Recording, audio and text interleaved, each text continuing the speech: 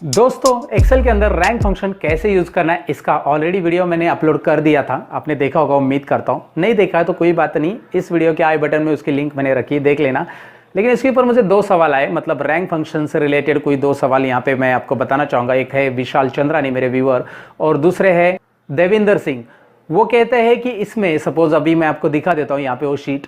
इस शीट में जैसे मैंने यहाँ पे रेडर पॉइंट्स लिखे थे, लेकिन रेडर पॉइंट्स अगर 109 ये रेडर पॉइंट्स रिपीट हो जाता है, मतलब एक reading points, similar reading points, एक नंबर रैंकिंग का या दो नंबर रैंकिंग का, कोई भी रैंकिंग का अगर रिपीट आ जाता है, तो यहाँ पे आप देख सकते हैं एक नंबर रैंकिंग में सिद्धार्थ देसाई 109 और मैंने प्रदीप नरवाल को भी 109 कर दिया है। तो अभी ये दोनों को भी रैंकिंग 1 नंबर आ रहा है। हालांकि रैंकिंग असेंडिंग ऑर्डर के हिसाब से प्रदीप नरवाल को सपोज यहाँ पे एक नंबर रैंकिंग आ रहा है, तो नीचे जो भी सेकेंड 109 नंबर आ रहा है जिसको रैंकिंग आना चाहिए 2, तो यहाँ पे रैंकिंग 1 ही आ रहा है। तो रैंकिंग 2 नंबर यहाँ पे मिसिंग हो चुका है इस लिस्ट में से। तो इसके लिए क्या करेंगे, ये उनका सवाल है, मतलब रैंकिंग नंबर 2 कैसे लाएंगे। तो चलिए इस सवाल पे जवाब मैंने ढूंढ लिया है और कैसे करना है आज की वीडियो में मैं आपको बताने वाला हूँ कि यहाँ पे कंटिन्यूस रैंकिंग कैसे देंगे अगर नंबर रिपीट भी होंगे तो चलिए शुरू करते हैं आज का इंटरेस्टिंग टॉपिक। मैं हूँ सतीश, लर्न मोर चैनल में आप सबका स्वागत करता हूँ। Let's begin to learn this. दोस्तों वीडियो में आगे बढ़ने से पहले मैं आपको ये बताऊं कि अगर आप एक्सेल में स्मार्ट बनना चाहते हैं, एक्सपर्ट बनना चाहते हैं, तो आपको करना होगा मेरे चैनल को सब्सक्राइब, और सब्सक्राइब के बाजू में जो बेल आइकॉन दिया है उस पर भी क्लिक करना होगा ताकि मेरे वीडियो की नोटिफिकेशन आपको रेगुलर मिलते रहे। तो चलिए शुरू करते हैं आज का टॉपिक। Let's begin. तो दोस्तों यहाँ पे आ चुका हूँ मैं कंप्यूटर के ऊपर। यहाँ पे दिखाई दे रहा है मेरी एक्सेल शीट ऑलरेडी ओपन है जिसमें रैंक फंक्शन मैंने यूज़ किया, और रिपीटेड नंबर अगर मैं देता हूँ, जैसे मैंने बोला आपको कि यहाँ पे प्रदीप नरवाल और सिद्धार्थ देसाई, इन दोनों को सेम नंबर और सेम रैंकिंग आ रहा है, 1 ही आ रहा है। तो नंबर रैंकिंग असेंडिंग ऑर्डर के हिसाब से प्रदीप नरवाल को 1 चाहिए और सिद्धार्थ देसाई को 2 चाहिए असेंडिंग ऑर्डर के हिसाब से। लेकिन यहाँ पे जो रैंक फंक्शन है वो उनको क्या दे रहा है, 1 ही दे रहा है दोनों जगह पे। तो उसके लिए करेंगे क्या, उसके लिए सिंपल है, मैं आपको बता दूं करना क्या है। ऊपर प्रदीप नरवाल का जो फॉर्मूला मैंने लिखा है, मतलब जहाँ पे रैंक फंक्शन यूज़ किया प्रदीप नरवाल के सामने, तो रैंक फंक्शन के अंदर मैं यहाँ पे डबल क्लिक करूंगा और प्लस साइन दे दूंगा दोस्तों। तो प्लस साइन रैंक फंक्शन के आगे ऐड करूंगा।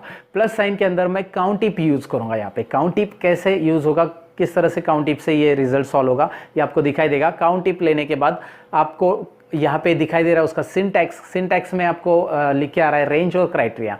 तो रेंज में मैं सिलेक्ट कर रहा हूँ C3:C3, यानी कि रेंज में वही ले रहा हूँ C3 to C3, लेकिन यहाँ पे पहला C3 जो मैं फिक्स करूँगा। तो पहला C3 फिक्स करने का रीज़न ये है क्योंकि जब मैं रेंज ट्रैक करूँगा तो पहले C3 से लेकर C3 से next C3, C4, C5, C6 ऐसे सिलेक्ट होते जाएगा सेकेंड में, लेकिन पहला C3 फिक्स रहेगा यहाँ पे। तो पहला C3 फिक्स करने के लिए मैंने F4 प्रेस किया, उसमें अंदर कर्सर रखें, और दूसरा C3 एज इट इज़ रखेंगे हम लोग, ये इस तरह से रहेगा। कोमा करके मैं आगे क्राइटेरिया देना चाहता हूँ, और क्राइटेरिया भी वही सेल रहेगी जो रेडर पॉइंट्स प्रदीप नरवाल के, यानी कि C3 सेल में रेडिंग पॉइंट्स है, तो मैं वही C3 ले रहा हूँ। तो आपको दिखाई दे रहा है यहाँ पे ये इस तरह से काउंट टिप ले लिया। अगर मैं इसे एंटर प्रेस करूँगा तो रिजल्ट देख लीजिए, पहले इसका रिजल्ट मैं समझा देता हूँ। तो रिजल्ट देख लीजिए, यहाँ पे पहले प्रदीप नरवाल के लिए 1 नंबर आ रहा था, लेकिन अभी 2 आ रहा है, काउंटिंग रैंकिंग 2 आ रहा है। दरअसल उसका नंबर तो रैंकिंग 1 ही है, 109 नंबर, लेकिन 2 क्यों आ रहा है मैं बता देता हूँ। रैंक फंक्शन यहाँ पे फॉर्मूला में देखिए, रैंक फंक्शन ले रहा है, उसका आंसर 1 है, प्लस करके काउंट टिप क्या कर रहा है, काउंट टिप C3 से लेकर C3 में वही नंबर 109 नंबर कितनी बार है, एक बार है, तो एक करके काउंट दे रहा है। इसकी वजह से यहाँ पे क्या हो रहा है, वो +1 हो गया, और +1 और 1 2 हो गए, मतलब रैंक का 1 और ये 1 2 आ गया। लेकिन मुझे ये 2 नहीं चाहिए, यहाँ पे रैंकिंग 1 ही चाहिए। अगर मैं इसे ड्रैग करूँगा नीचे तो आपको दिखाई दे रहा है सब जगह पे ये +1 हो चुका है, मतलब जिसका रैंकिंग एक रैंकिंग पॉइंट आगे जा चुका है, सबका रैंकिंग 1 पॉइंट से आगे जा रहा है। तो मैं करूँगा क्या, यहाँ पे पहले फॉर्मूला में वापस मैं -1 ऐड कर देता हूँ काउंट टिप के आगे, मतलब काउंट टिप ब्रैकेट क्लोज होने के बाद वहाँ पे -1 कर देता हूँ। तो एंटर करूँगा तो प्रदीप नरवाल का रैंकिंग नंबर 1 आ रहा है। अब आप देख सकते हैं यहाँ पे मैं इस फॉर्मूला को ड्रैग करूँगा तो ये प्रॉपरली हो चुका है। आप देख सकते हैं सिद्धार्थ देसाई का रैंकिंग अभी 2 आ चुका है। तो अभी सिद्धार्थ देसाई का रैंकिंग 2 क्यों आ रहा है मैं आपको बता देता हूँ, क्योंकि जब मैं सिद्धार्थ देसाई का फॉर्मूला यहाँ पे आपको एक्सप्लोर करके दिखा देता हूँ, यहाँ पे दिखाई दे रहा है कि पहले रैंक में से उसका नंबर आएगा, रैंक 1 ही आएगा। रैंक क्या करेगा, उसका रैंक नंबर 1 ही निकालेगा रैंक फंक्शन, क्योंकि 109 वो लिस्ट में नंबर 1 पोजीशन पे है, वो आपको पता है ऑलरेडी। 109 प्रदीप नरवाल का भी है और इसका भी है, तो इसका रैंक फंक्शन 1 ही देगा। लेकिन प्लस काउंट टिप क्या कर रहा है, काउंट टिप उस रेंज में वो दिखाई दे रहा है आपको C3 लॉक है, मतलब पहले C3 से लेकर C5 तक जो रेंज है उसमें वो काउंट कर रहा है। किसको काउंट कर रहा है, उसी नंबर को 109 को। तो 109 2 टाइम्स आ रहे हैं आपको उस रेंज में दिखाई दे रहे हैं, ऊपर एक बार है प्रदीप नरवाल का, फिर नीचे सिद्धार्थ देसाई का 2 बार हो गया। तो ये 109 2 टाइम्स आ रहे हैं, तो यहाँ पे काउंट इफ उसको 2 रिजल्ट दे रहा है, और आगे -1, 2 - 1 कितना हो गया, वहाँ पे 1 हो गया दोस्तों। तो 1 प्लस ये रैंकिंग का 1 2, सिद्धार्थ देसाई का नंबर इस तरह से 2 आएगा।